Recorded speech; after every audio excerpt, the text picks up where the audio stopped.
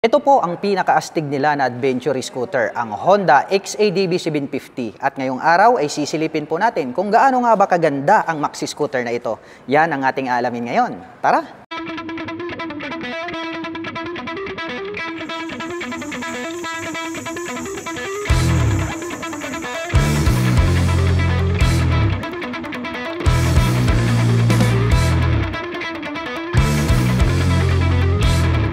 Ito naman po yung kanilang Honda XADV 750. Ito po yung kanilang adventure scooter na talagang napakabangis.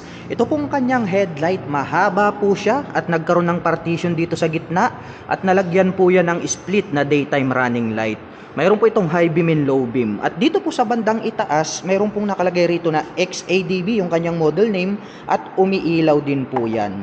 Ito naman pong kanyang front face cover, napakabangis, no? Mayroon po itong two-tone color combination na matte black at glossy black. At mayroon naman po itong napakataas na windshield, clear color po siya. At ito po ay adjustable. So pwede po natin yang itaas depende po sa ating riding condition. At dito po pala located itong kanyang mga turn signals na nakapop up. LED na po itong kanyang ginagamit para po sa lahat ng kanyang lighting system. At pagdating naman po rito sa kanyang front suspension, ito po ay equipped with inverted telescopic fork na gold color. Showa brand po yan. At ito po pala ay adjustable. Ayan. So pwede po nating i-adjust yung kanyang preload at rebound. Kaya maaasahan natin na ito pong kanyang inverted telescopic fork ay makakapagbigay po ito ng outstanding na bouncing performance. At ito naman pong kanyang teeth dito sa bandang ibaba is matte black color. Meron po palang added light reflector na bilog dito sa bandang gitna. At ito po ay equipped with dual rotor disc brake para po rito sa kanyang front braking system with dual pot caliper na matte black. Nissin yung brand name. At ito po ay naka-spokes and rim set. Chrome color naman po itong kanyang spokes at matte black naman po itong kanyang rim. At ang sukat naman po ng kanyang gulong rito po sa harapan, ito po ay mayroong sukat na 120 by 70/17. At ito pong kanyang stock tires is naka-dual purpose pattern tires po siya. Dahil ito nga po ay adventure scooter pang on and off-road.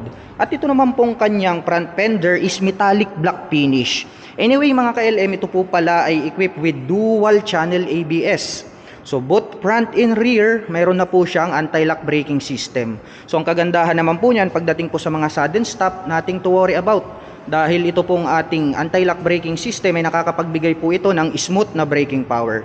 Dumako naman po tayo rito sa bandang itaas. Ito po pala ay naka-fully digital meter panel display. At mayroon naman po siyang cover dito na protected para naman po sa rays ng sun. Para more visible po siya kahit na daytime. At pagdating naman po rito sa kanyang ignition, ito po ay equipped with keyless system. At included na rin po pala rito yung kanyang fuel at set opener. Combination naman po ito ng glossy black at matte black. At may nakalagay naman po rito na Honda logo sa bandang gitna. At pagdating naman po rito sa kanyang mga button selector, dito po sa kaliwa, mayroon po itong plus button, high beam and low beam, passing light, may FN button, mode button, ang kanyang horn, at mayroon po itong turn signal selector. Nandirito po yung kanyang hazard at may additional button pa rito para po dito sa kanyang digital meter panel display. May negative button naman dito sa bandang ibaba. At ito pong kanyang rear brake lever is chrome color at adjustable po ito. Habang dito naman po sa kabila, mayroon po itong handbrake, engine kill switch, at converted na po ito ng electric starter. Mayroon pa pong additional button dito sa bandang gitna. At ito pong kanyang front brake lever is chrome color din na adjustable. At mayroon na din po pala itong handguard na matte black color, protection naman sa ating kamay. At mapunta naman po tayo rito sa kanyang fuel tank. Located po pala siya rito sa gitna mga ka-LM. Matte black color naman itong kanyang fuel tip. Speaking of fuel tank, ito po pala ay mayroong 13.4 liters na fuel tank capacity. At mayroon naman po itong fuel consumption na 28.3 km per liter. Matipid na rin para sa isang scooter na expressway legal. Dumako naman po tayo rito sa bandang ibaba. Silipin naman po natin itong kanyang pillion board. Mayroon po itong rubber cover on top. At mayroon po itong footrest extension. At dito po pala sa kanyang side profile, napaka-muscular ng pagkaka-design. Mayroon po siya ritong honeycomb grill design. At dito po nagkaroon po siya ng touch ng silver. May naka-intact po rito na Honda. At dito naman po sa bandang gitna, may nakalagay po rito na dual clutch transmission in chrome color. At may nakalagay po rito na minimal decal na XADV. Nagkaroon ng deep lines dito sa bandang gitna. At dito po sa bandang dulo may additional po rito na honeycomb grill design. At dito po sa bandang harapan nagkaroon po siya ng butas rito. At mayroon pa rito sa bandang itaas at may naka-intact naman po rito na 750. Yun naman pong kanyang engine displacement. Nagkaroon po pala ito ng dual tone color combination dito sa bandang harapan na matte black at glossy black. At makikita po natin dito itong kanyang radiator. So ito po pala ay naka-liquid cooling system. Kaya maaasahan po natin na pang long endurance po tong scooter na to. Pwede po natin siyang gamitin at ibabad maghapon magdamag sa mga malalayong biyahe. Speaking of engine mga ka-LM, ito po pala ay mayroong 745 cubic centimeter engine displacement. Naka-parallel twin cylinder, single overhead cam, 4-stroke with 8 valve. At nakakapag-provide naman po ito ng maximum power na 43.1 kW at 6,750 RPM. Habang nakakapagbigay naman po ito ng maximum torque na 69 Nm at 4,750 RPM. Balik tayo rito naman tayo sa kabila. Ito po yung kanyang engine. So naka-emboss po siya rito sa gawing kanan. Chrome color po siya at may naka-intact na Honda dyan. No? Para po siyang star design. Very attractive po yung kanyang position. At gaya ng sabi ko, may touch po siya rito ng silver, nagkaroon ng mga butas rito at may nakalagay po rito na XADB yung kanyang model name. At ito po palang kanyang pillion step para sa ating back rider. Napakaganda ng pagkakadesign. Nagkaroon pala siya ng slot rito. Mayroon naman po siyang rubber cover on top. At pag binalik natin, halos hindi natin pansin na mayroon po siyang pillion step. Kaya napakaganda po ng pagkakadesign. At ito pong kanyang side profile, naka-imbustong part na to na parang diamond, no? Napakastig ng kanyang dating. At ang atin pong Honda XADB 750 ay mayroon pong 820mm na seat height. At ngayon naman po ay susubukan nating sakyan para maipakita ko sa inyo kung gaano nga ba ito kataas. By the way, ang aking height is just around 5'6". Makikita nyo naman, tiptoe tayo, konting-konti lang naman. Kaya highly recommended po ito para sa mga tulad ko na 5'6" in height. At ito pong kanyang upuan, napakalapad.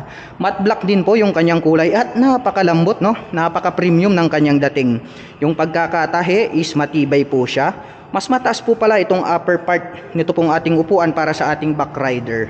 At combination po pala ito ng dark gray kung di ako nagkakamali. Matte black naman po rito sa bandang gitna. At mayroon naman po itong integrated na grab bar. Matte black din po yung kanyang kulay. At mapunta naman po tayo rito sa bandang likuran. May nakalagay po rito sa bandang itaas na naka-intact na Honda. At ito pong kanyang tail light is mahaba po siya. At ang kagandahan, nagkaroon pa po pala siya rito ng additional na ilaw rito po sa magkabilang gilid. Kaya more visible po yan day or night time. Mayroon din po pala siya ritong split na daytime running light. At ito pong kanyang rear fender, ang kanyang nagsisilbing plate holder. At nandirito naman po located itong kanyang mga turn signals. LED na rin po yan.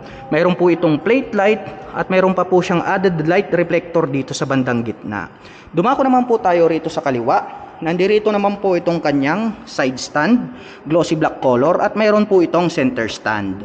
At ito po pala ay naka-chain drive. Ayan, oh, scooter siya pero naka-chain drive po siya. At matte black color naman po itong kanyang chain protector. At pagdating naman po rito sa kanyang rear suspension, ito po ay gumagamit ng monoshock absorber. At yan po ay adjustable. Dumako naman po tayo rito sa gawing kaliwa. Pagdating po sa kanyang braking system, ito po pala ay equipped with single rotor disc brake with single pot caliper na Nissin brand. Matte black yung color at napaka-attractive. Very thick ito pong kanyang cast na swing arm. Kaya masasabi natin na more durable po siya. At gaya ng sabi ko, naka-spokes rim set po ito. At ang sukat naman po ng kanyang gulong rito po sa likuran, ito po ay mayroong sukat na 160 by 60-15. At ito po ay naka dual purpose pattern tires. Pang on and off-road condition kasi itong adventure scooter. At very attractive po pala ng dating nito pong kanyang napakahabang exhaust pipe. Itong kanyang exhaust is stainless steel po pala yung kanilang ginamit dito na head protection guard. Ganon din po itong kanyang tip at mayroon naman po itong single exhaust. At ang presyo po pala nito pong kanilang Honda XADB 750 ay nagkakahalaga po ito ng 839,000 pesos. At kung balak mo naman pong bumili ng cash, ay nagkakahalaga naman po ito ng 842,500 pesos. At kung balak mo naman pong kumuha ng hulugan, ay kailangan mo lang pong mag-down payment ng 307,692 pesos. At para naman po sa mga nakapanood ng video na ito at interesado pong maglabas nito pong kanilang Honda XADV 750 ay available po ito sa cash at installment basis. At maaari nyo po silang puntahan at bisitahin. Dito po yan sa Honda Big Wing, Calasiao, Pangasinan.